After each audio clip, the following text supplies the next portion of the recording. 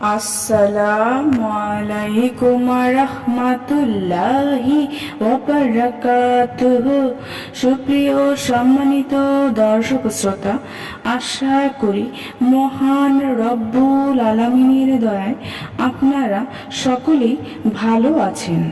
সুপ্রিয় সম্মানিত দর্শক শ্রোতা, আজকে হযরত আলী রাদিয়াল্লাহু তাআলা আনহু থেকে একটি ঘটনা বর্ণনা করব। ঘটনার শিরোনাম হচ্ছে খালা মায়ের মতো। আশা করব ঘটনাটি শেষ পর্যন্ত শোনার। মক্কা বিজয়ের পর রাসূল সাল্লাল্লাহু আলাইহি ওয়াসাল্লাম ও সাহাবায়ে একরাম কিছুদিন মক্কায় অবস্থান করলেন। এক সময় একদিন হযরত আলী রাদিয়াল্লাহু তাআলা আনহু দেখলেন উহুদ যুদ্ধে শাহাদাতকারী হযরত হামজা রাদিয়াল্লাহু আনহুর শিশু কন্যা চাচা চাচা করে তার দিকে ছুটে আসছে। তিনি দৌড়ে গিয়ে শিশুটিকে কুলে তুলে নিলেন এবং তাকে ফাতেমা রাদিয়াল্লাহু আনহার কাছে নিয়ে গেলেন। বললেন, এই নাও তোমার চাচাতো বোন, ওর প্রতিপালনের দায়িত্ব গ্রহণ করো।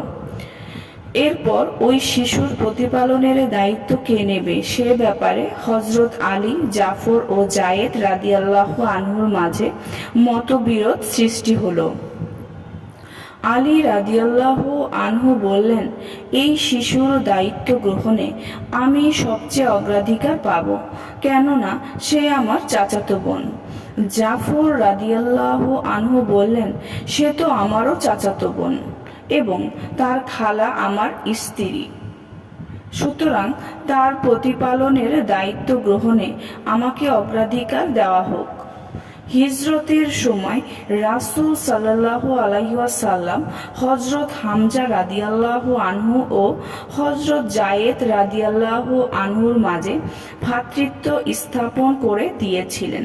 তাই জায়েদ রাদিয়াল্লাহু আনহু বললেন, সে আমার ভাইয়ের মেয়ে, তার প্রতিপালনের দায়িত্ব আমাকে দেওয়া হোক। তারা বিষয়টি নিয়ে রাসূল সাল্লাল্লাহু আলাইহি ওয়াসাল্লামের দরবারে গেলেন।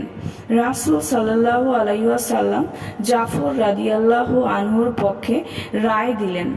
তিনি বললেন, খালা মায়ের মতো। তার খালা যেহেতু জাফরের স্ত্রী, তাই সে তার খালার কাছেই প্রতিপালিত হবে। এরপর রাসূল সাল্লাল্লাহু আলাইহি ওয়াসাল্লাম তাদের তিনজনের দিকেই তাকালেন। মুচকি হেসে হযরত আলী রাদিয়াল্লাহু আনহুকে বললেন, তুমি আমার থেকে এবং আমি তোমার থেকে।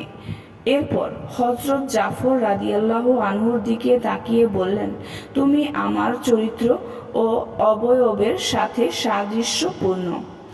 আর জায়েদ রাদিয়াল্লাহু আনহুর দিকে তাকিয়ে বললেন, তুমি আমার ভাই ও বন্ধু। সুপ্রিয় সম্মানিত দর্শক ও শ্রোতা, আজকের ঘটনাটি এই পর্যন্তই। ঘটনাটি যদি ভালো লেগে থাকে অবশ্যই চ্যানেলটি সাবস্ক্রাইব করবেন, লাইক করবেন, কমেন্ট করবেন এবং বেশি বেশি শেয়ার করে দিবেন। সবাই ভালো থাকবেন। আল্লাহ হাফেজ।